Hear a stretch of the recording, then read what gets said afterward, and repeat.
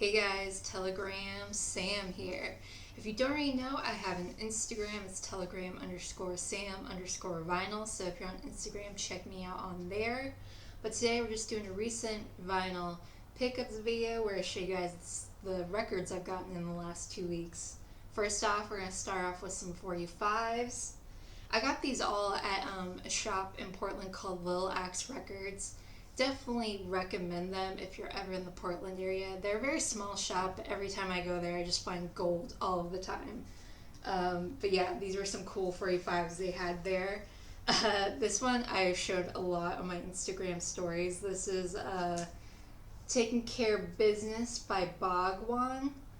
This came out in 1988. This is a U.S. press. The reason I was so intrigued by it was because of this right here.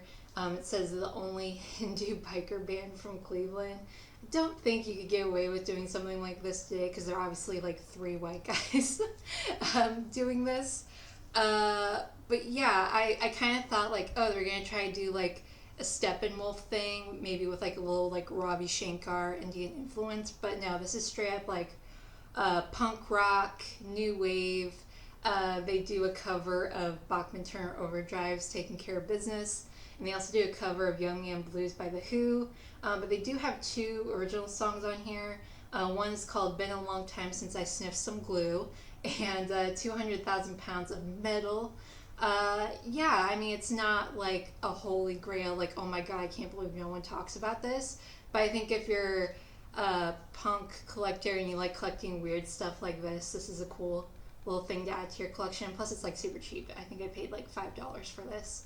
But yeah, just kind of shot in the dark. I'm glad I took it. Yeah, just really weird, cool. And I couldn't find anything else about this band, like not even where they're from, if they're actually even from Cleveland. This was their only ever release. Just very weird, obscure little 45. Next up, we got Hello Operator / Jolene by the White Stripes. This is a 2000 U.S. press, great rock, indie, blues, the White Stripes sound. This was released to sort of support their second studio album, Days to Jill. Yeah, I mainly got this for their cover of Jolene. I don't think it's on anything else besides this 45. So, and plus Hello Operator is a great song too. And this one just came on black vinyl. Oh yeah, I didn't show the Bhagwan record. I'll show you guys that one. Because it just has these like sort of, obviously like handmade labels on them. I love that. Alright, next up, I was really excited to find this. I wish I could remember who I saw in the VC talk about this band.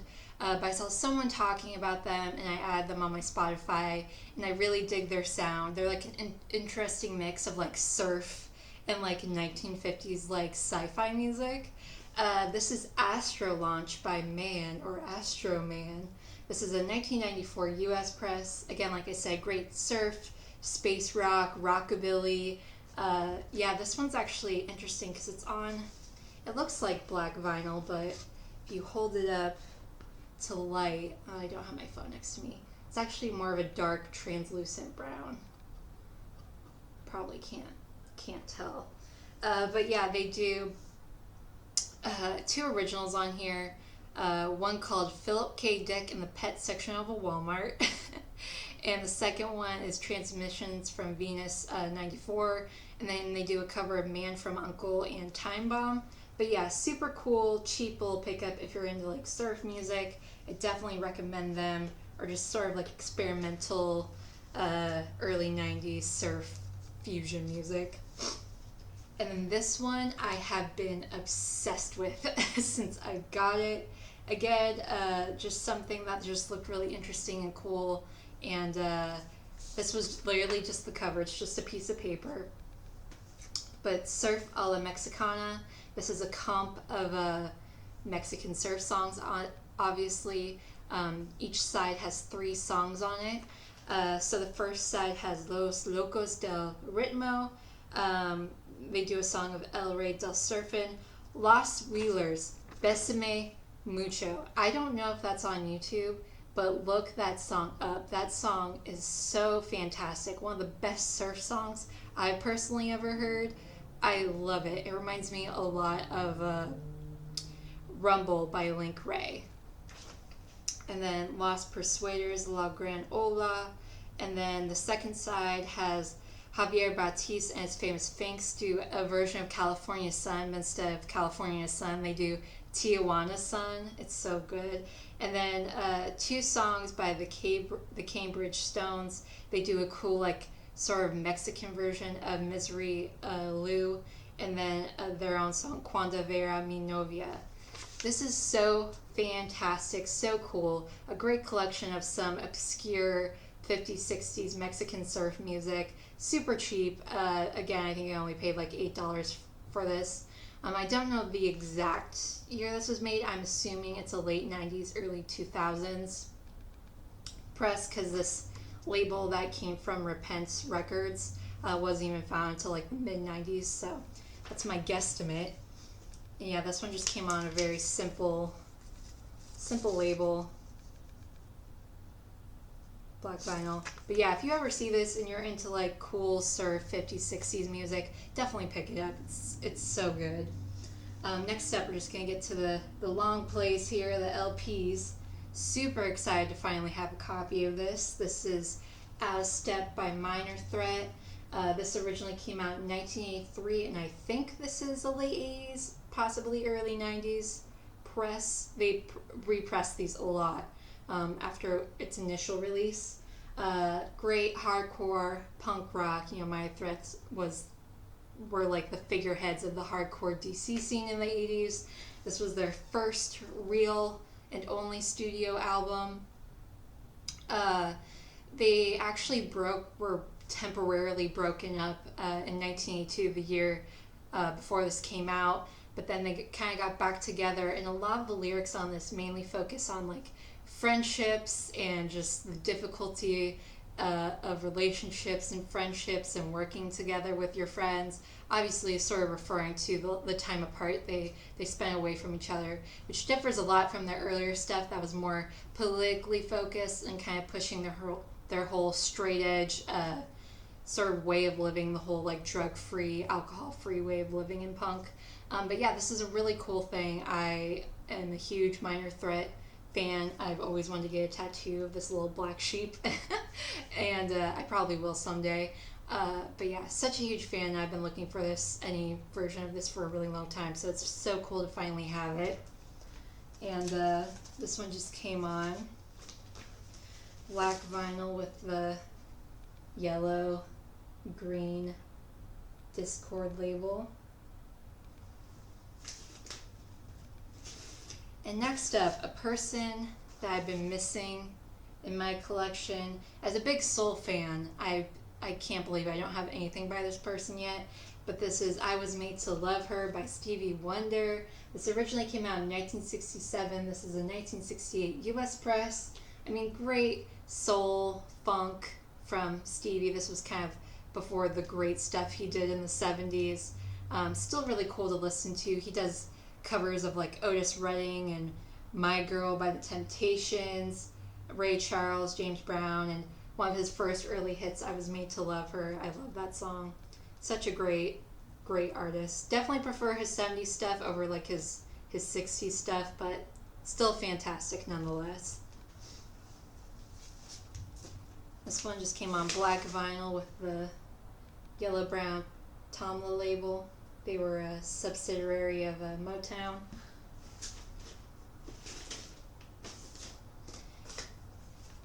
Next up, we got a very interesting blues album from one of the greats.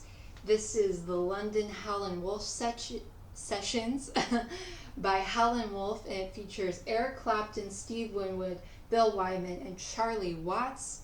This is an original 1971 US press, and this is a great mix of rock and blues. Chess in the late 60s and early 70s were trying to obtain a younger audience, since a lot of the Chess label artists were older artists from the 50s and 60s that had kind of gone out of popularity by the time this album came out. So, like in my last recent vinyl pickets, I showed that Muddy Waters Electric Mud record, which was very similar to what they did with Helen Wolf here. They paired Helen Wolf, obviously, with all those great musicians. Eric Clapton, Cream, Steve Winwood, Traffic, I think. I always mix them up. And Bill Wyman and Charlie Watts from Rolling Stones. Great. I mean, you obviously hear the influence of the Rolling Stones and Cream, but obviously Helen Wolf just has such an iconic voice in blues. And I love before they start playing The Red Rooster, Eric Clapton is trying to tell Helen Wolf how to play his own song. And Helen Wolf is like, hell no, you're not going to try to tell me how to play this song. Like, here, just follow me. And he starts playing it. And you can hear everyone sort of start to join in, and they finally like get into the song. But the audacity of Eric Clapton thinking he knows how to play Helen Wolf's song better than Helen Wolf is quite something. But yeah, such a cool, interesting record. I'm very glad I picked it up.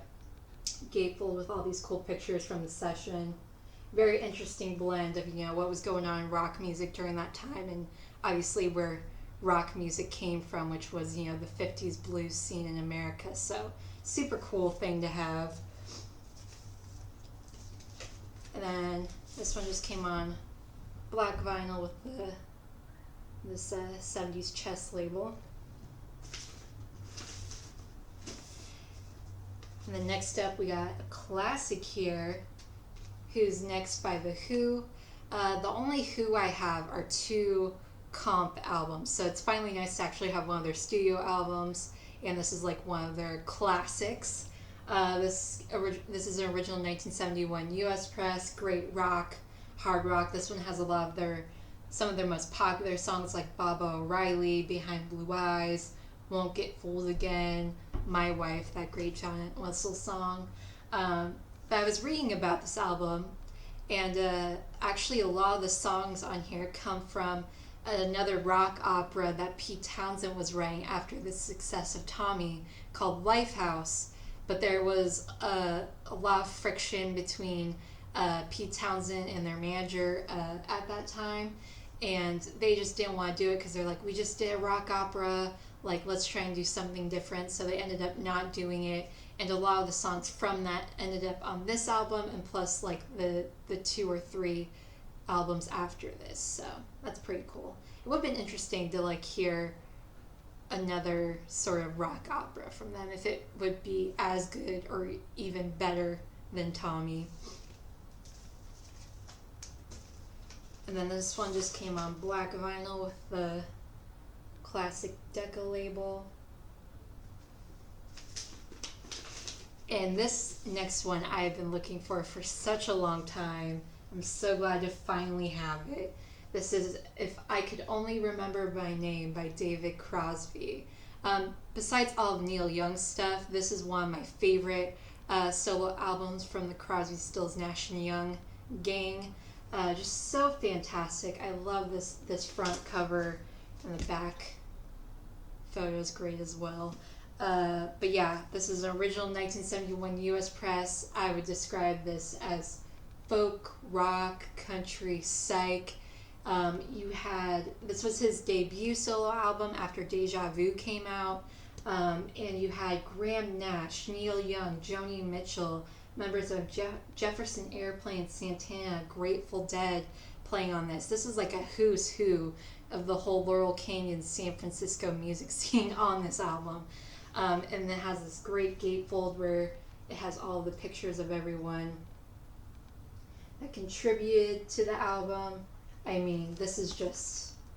I mean, I am now living a sober life, but when I was listening to this, I'm like, God, I just really want to like smoke a joint and listen to this, because this is definitely that kind of music. But it's so fantastic. Definitely cannot recommend it enough if you're into the sort of late 60s Laurel Canyon scene. Black vinyl, the Atlantic label. Next up, another sort of hole I've been starting to fill in my collection is my Doors. The only other Doors album I had before this one is LA Woman. but this is probably my favorite Doors album. This is Waiting for the Sun. This is an original 1968 US press. Great rock, blues, psych. Comes on this great gatefold celebration of the lizard and the poem on the other side. Man, just such a killer album. I mean, you have Hello, I Love You, Love Street, The Unknown Soldier, Spanish Caravan, 5 to 1, which is probably my all-time favorite Doors song. There's a line in that song called where 9 to 1, babe, and that goes on. It says, no one here gets out alive. And originally I wanted to get that tattooed on my chest, but I was like, that's a little spicy for a very visible chest tattoo, so I decided to go with this quote from One Flew Over the Cuckoo's Nest. But I would eventually like to get that tattooed somewhere on my body. I don't know why I like that phrase so much, but I love it. But this was an interesting time in their career. This was their third album. They were kind of in a slump during this time because they kind of had run through all of Jim Morrison's poetry / songbooks that he had started writing in their first two albums. And plus his alcohol abuse was really bad during this time. A lot of these songs on this album were just stuff they kind of just created on the spot in the studio, and the producer Paul Rothschild was a super perfectionist, and like every song they did, it took about 20 takes to finally get a good cut of it. And I read somewhere that during the 5 to 1 take that's used on this album, someone had to hoist Jim Morrison up because he was so drunk that he couldn't even stand up. So it's so interesting because I feel like this album is just so good, and like to know all the craziness going on behind it is kind of wild to me. But such a great album from such a classic, influential band. And this vinyl's in like immaculate condition. Like when I first saw it, I was like, this has to be like one of those things where someone took a reissue vinyl and swapped it with like an old original. But no, this is an original. This thing's like near mint, no scratches, so beautiful, plays so well on the light brown Electro label. And that was all I got from Lil Axe. This one I got from Amazon. I know there's a lot of controversies surrounding this album. Talked about this in my last video. This is the 30th anniversary edition of Nevermind by Nirvana. This originally came out in 1991. This came out October or early November, I think. But great, all rock grunge history making album. Comes on this great gatefold. I mean, when I posted pictures of this on my Instagram, I had a lot of people ask me like how the sound was, if it sounded as good as they were saying it was going to be. I don't think it sounds that great. I mean, it's loud, which is kind of what you want, but compared to a lot of my other reissues and other vinyls that I have, I don't think it's like groundbreaking audiophile worthy sound, but it sounds good. I mean, it doesn't sound crappy. But yeah, a lot of controversy around this because like 2 weeks before it came out, all of a sudden it was a limited edition, but then you see it going for about $5 less on places like Amazon and Walmart, but then a lot of record stores couldn't even get it. So yeah, just there's a lot of other great people that talk more in depth about the whole thing surrounding this, so go check out their videos. But the reason I kind of went for that one is because it came with this cool 7-inch. Side A has Endless Nameless, and then side B has Even in His Youth and Aneurysm. And Aneurysm is one of my all-time favorite Nirvana songs.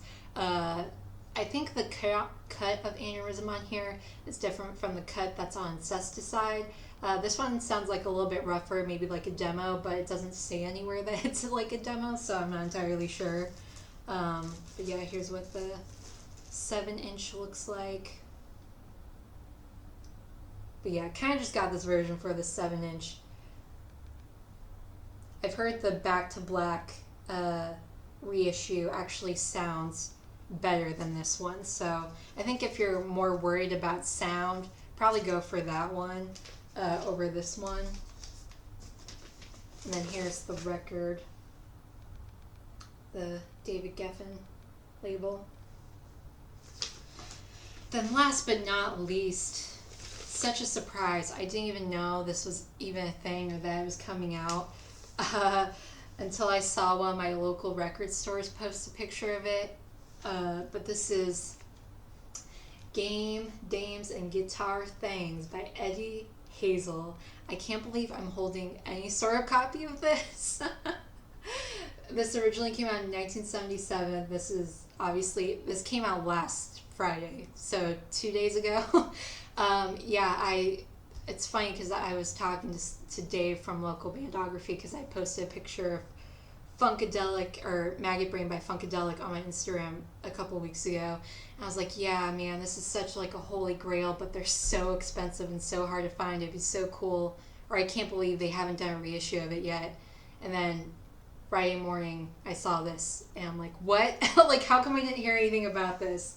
And I also owe Harris Pilton. I will link his channel down below, because he actually introduced me to this record when I was talking about Maggot Brain a while ago in one of my videos.